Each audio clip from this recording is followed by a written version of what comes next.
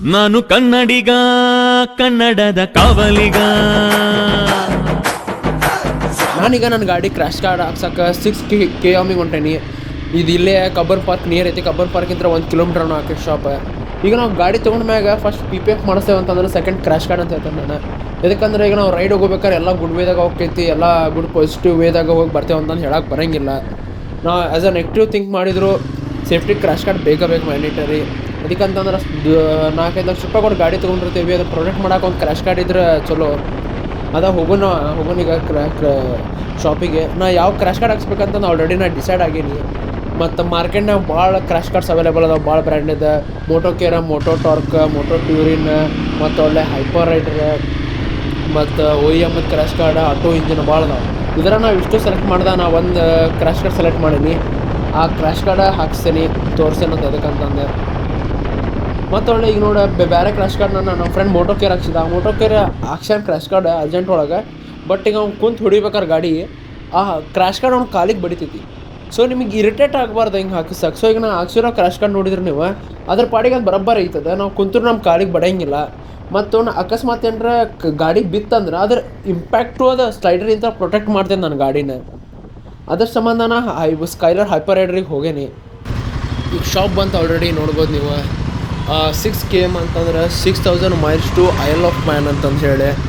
ಈ ಶಾಪ್ ಒಳಗಡೆ ಹೋಗೋಣ, ಗಾಡಿ ಪಾರ್ಕ್ ಮಾಡಿ ಒಳಗೆ ಹೋಗಿ ನೋಡೋಣಂತ.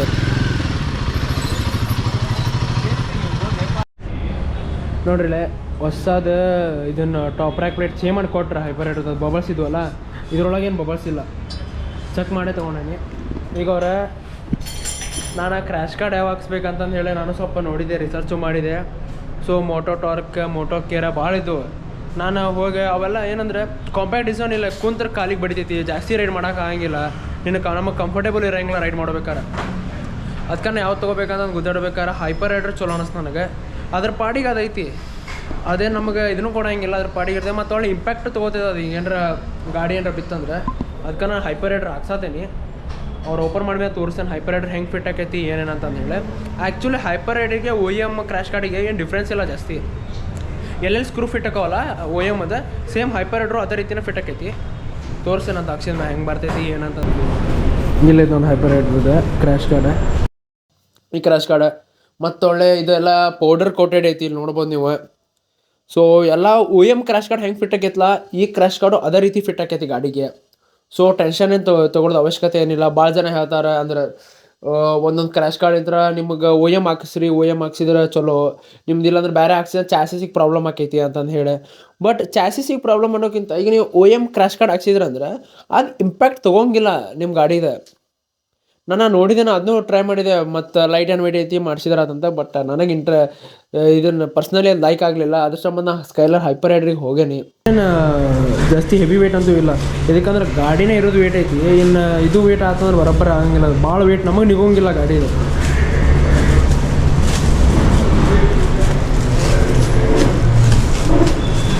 ಸ್ಕೈಲರ್ ಹೈಪರ್ ರೈಡರ್. ಮತ್ತು ಇದಕ್ಕೇನ್ರ ರಸ್ಟ್ ಹತ್ತು ಮತ್ತು ಏನರ ಪೇಂಟ್ ಹೋದಪ್ಪ ಅಂತಂದ್ರೆ ಇದು ರಿಪ್ಲೇಸ್ ಆಕೈತಿ, ರಿಪ್ಲೇಸ್ ಮಾಡಿಕೊಡ್ತಾರೆ. ಜಸ್ಟ್ ಕೇಳಿದೆ ನಾನು.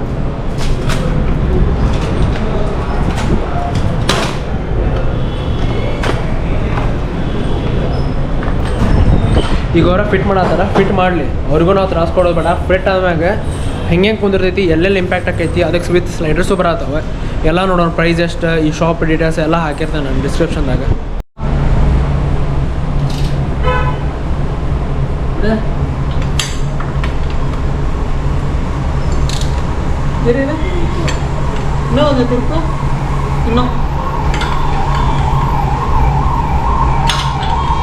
Breaking ಏನತ್ತಲ್ಲ bro?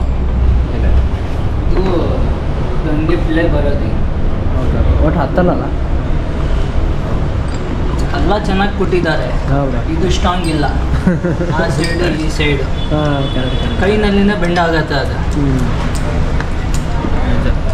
ಈಗ ನೋಡಿ ಆಲ್ರೆಡಿ ಎಲ್ಲ ಫಿಟ್ ಮಾಡ್ಯಾರ. ಸ್ಕ್ರೂ ಇಲ್ಲೆರಡು ಸ್ಕ್ರೂ ಬಂದೈತಿ, ಇಲ್ಲೊಂದು ಸ್ಕ್ರೂ, ಇದು ಕೆಳಗೊಂದು, ಇಲ್ಲಿ ಕೆಳಗಡೆ ಗೇರ್ ಐತಿ, ಇಲ್ಲಿ ಇದನ್ನು ರಿಮೂವ್ ಮಾಡಿ ಇಲ್ಲಿ ಕ್ಲ್ಯಾಂಪ್ ಕೊಟ್ಟು ಇಲ್ಲಿ ಕ್ಲ್ಯಾಂಪಿಗೆಲ್ಲ ಅಡ್ಜಸ್ಟ್ ಮಾಡ್ಯಾರ. ನೋಡ್ಬೋದು ನೀವು ಇಲ್ಲಿ ಫುಲ್ ಗಟ್ಟೈತಿ. ಏನು ಇದನ್ನು ಮಾಡತ್ತಿಲ್ಲ. ಕಾಂಪ್ಯಾಕ್ಟ್ ಡಿಸೈನ್ ಅದ್ರ ಪಾಡಿಗೆ ಅದು ಇರ್ತೈತಿ ಸ್ಲೈಡರ್. ಈ ಕಡೆ ನೀ ಕುಂತೂರು ಕಾಲಿಗೆ ಬರಂಗಿಲ್ಲ, ಅದೊಂದು ಚಲೋ ಇದೆ. 2 ಸ್ಲೈಡರ್ ಬರ್ತೈತಿ, ಇಲ್ಲೊಂದು ಹಚ್ಕೊಳ್ಳೋದು ಬರ್ತೈತಿ ಸ್ಲೈಡರ್. ಫುಟ್ ಮಾಡತ್ತ ನೋಡಿ.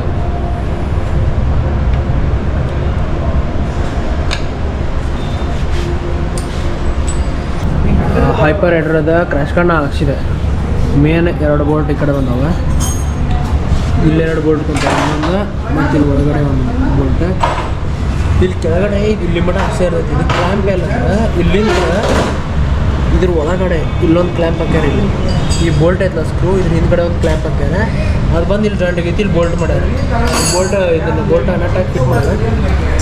ನೋಡ್ಬಂದು ಫುಲ್ ಗಟ್ಟ ಐತಿ. ಒಂದು ಸ್ಲೈಡರ್ 2 ಕಡೆ ಸೇಮ.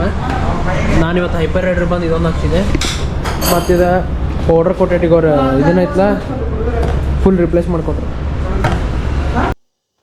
ನೋಡಿರಿ, ನೀವು ಥಿಂಕ್ ಮಾಡಿರಿ, OEM ಹಾಕ್ಸ್ತಿರೋ ಬೇರೆ ಹಾಕ್ಸ್ತಿರೋ ಅಂತಂದು ಹೇಳಿ.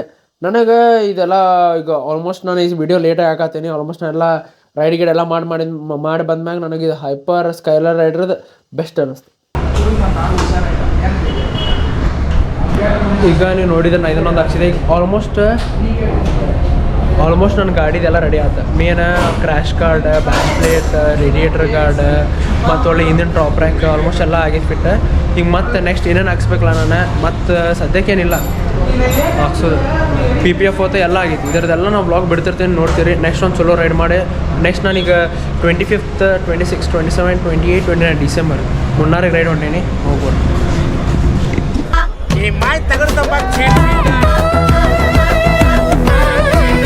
ಎಟ್ರ ಲಪಡ ಮಾಡ್ತಾನೆ.